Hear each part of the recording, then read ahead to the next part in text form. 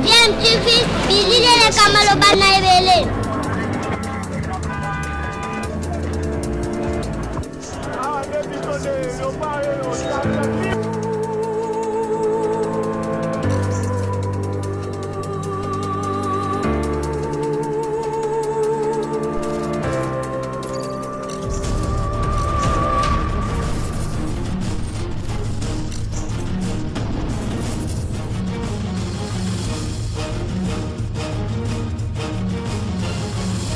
DMTV toujours en avant. Vous êtes sur DMTV, bonjour ou bonsoir.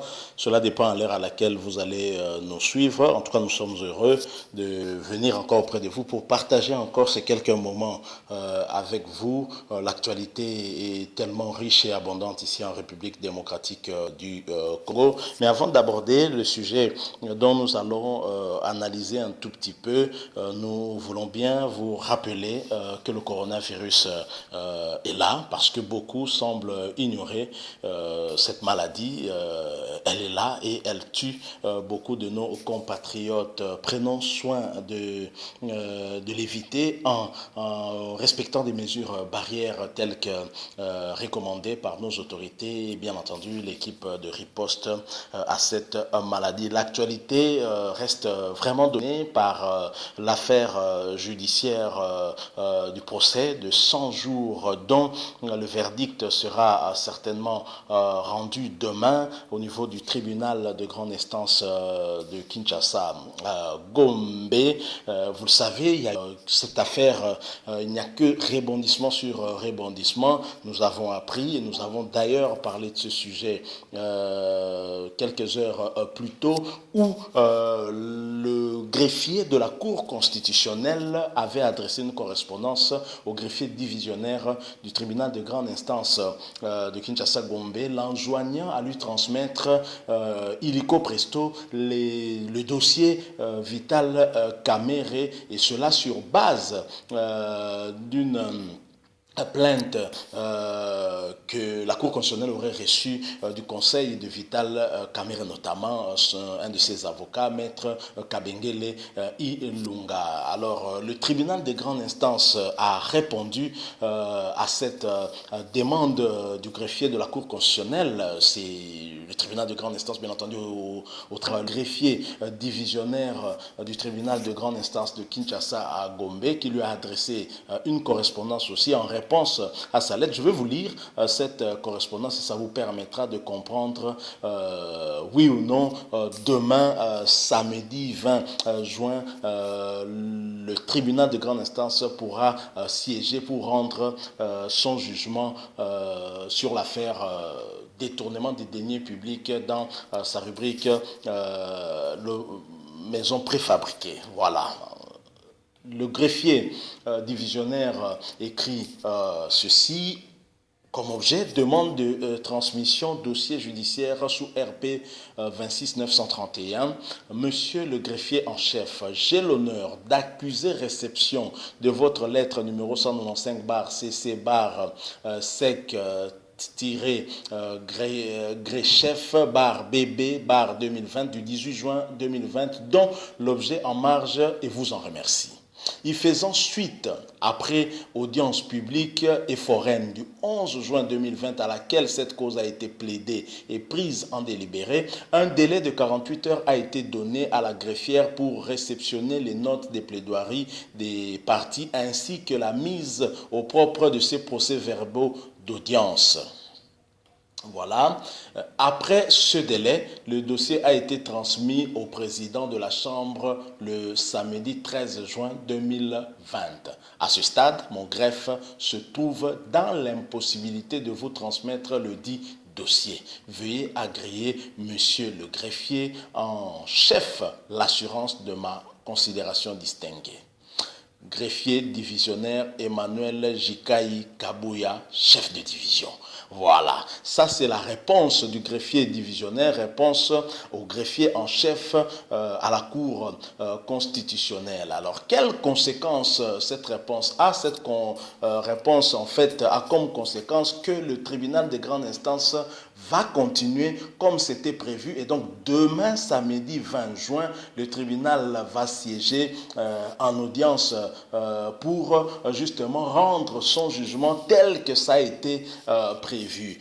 Dans l'analyse que nous avons eu à faire quelques heures plus tôt, nous avons eu à contacter un des avocats de notre pays, avocat de la ville de Kinshasa, Maître Eric, qui nous avait expliqué que la procédure a été violée, en fait, parce que à partir du moment où la partie Vital Kamerhe avait soulevé l'exception en inconstitutionnalité, en principe, le tribunal de grande instance devait déjà surseoir tout, ainsi contacter la Cour constitutionnelle qui devait justement se prononcer sur l'exception en question parce que c'est elle qui est compétente en la matière. Malheureusement, le tribunal de grande instance avait fait sourde oreille et a continué l'audience comme si de rien n'était, et par la suite, l'avocat, le conseil de maire a saisi la Cour constitutionnelle. En principe, d'après toujours Maître Eric que nous avons suivi, ce n'est pas au parti de saisir la Cour constitutionnelle, mais plutôt au tribunal où l'exception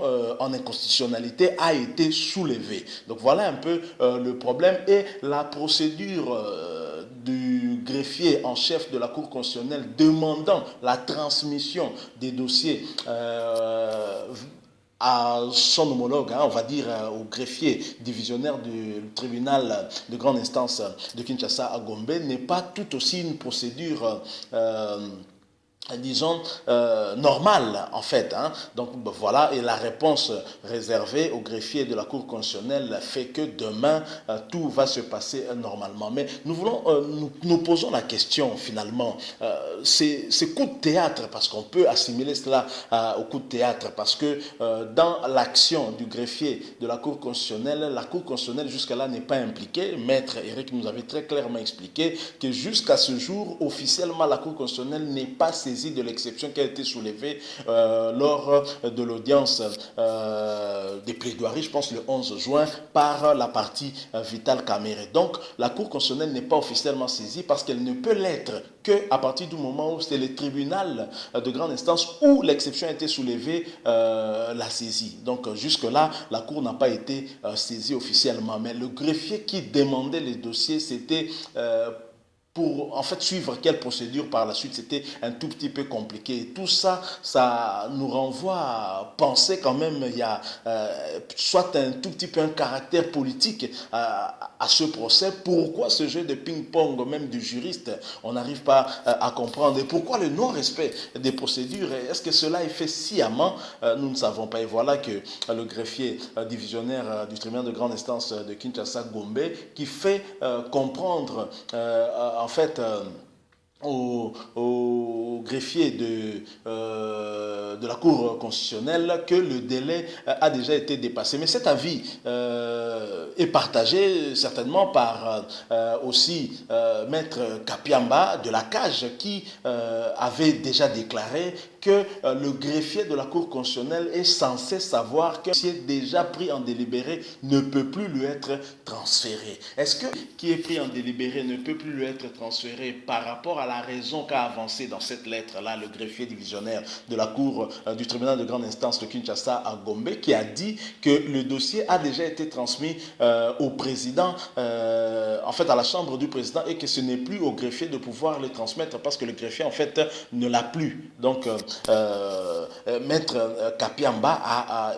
explicité aussi pour dire que c'était trop tard. Donc visiblement, peut-être que le greffier de la Cour constitutionnelle est rattrapé peut-être par un problème de délai légal qui est dépassé, malheureusement. Alors, quelle suite par rapport à cette affaire? Parce que visiblement, la partie Kamerhe ne souhaitait peut-être pas que ce verdict soit dit demain. Est-ce que c'est parce que cette partie craint une condamnation? Nous ne savons pas. Nous ne sommes pas dans le secret du tribunal. Nous allons voir demain ce qui va se passer. Mais en tout cas, ce jeu de ping-pong entre la Cour constitutionnelle, disons les greffes de la Cour constitutionnelle et du tribunal de grande instance, ce n'est pas de nature à garantir une certaine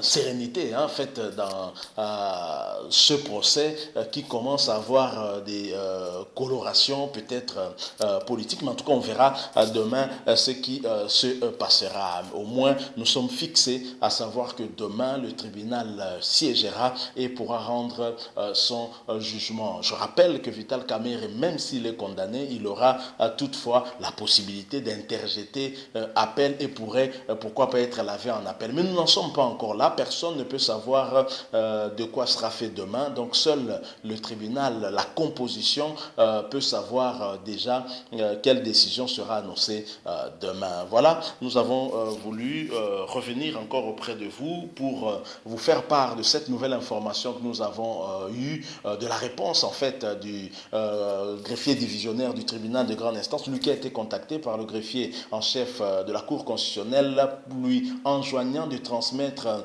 le dossier Vital Kamerhe en l'état et toutes affaires cessantes au niveau de son service à la Cour constitutionnelle. Et ce dernier a très clairement dit qu'il n'était plus en mesure à ce stade de lui transmettre puisque le dossier dont il est question avait déjà été transmis au président de la Chambre depuis le samedi 13 juin 2020, c'est-à-dire 48 heures après l'audience du 11 juin 2020. Nous sommes arrivé à la fin de notre petite analyse. Si vous avez aimé, laissez-nous un like, commentez aussi, on peut continuer à échanger à travers des commentaires. Surtout, abonnez-vous sur cette chaîne d'IMTV. N'oubliez pas la cloche juste à côté, elle vous permettra d'être notifié des prochaines vidéos que nous mettrons en ligne. Le coronavirus est bien réel, continuons à nous protéger parce qu'en nous protégeant, nous protégeons aussi nos membres de famille respectant des mesures barrières. Merci beaucoup de nous avoir accordé un peu de votre temps. DMTV espère vous retrouver très bientôt. Au revoir.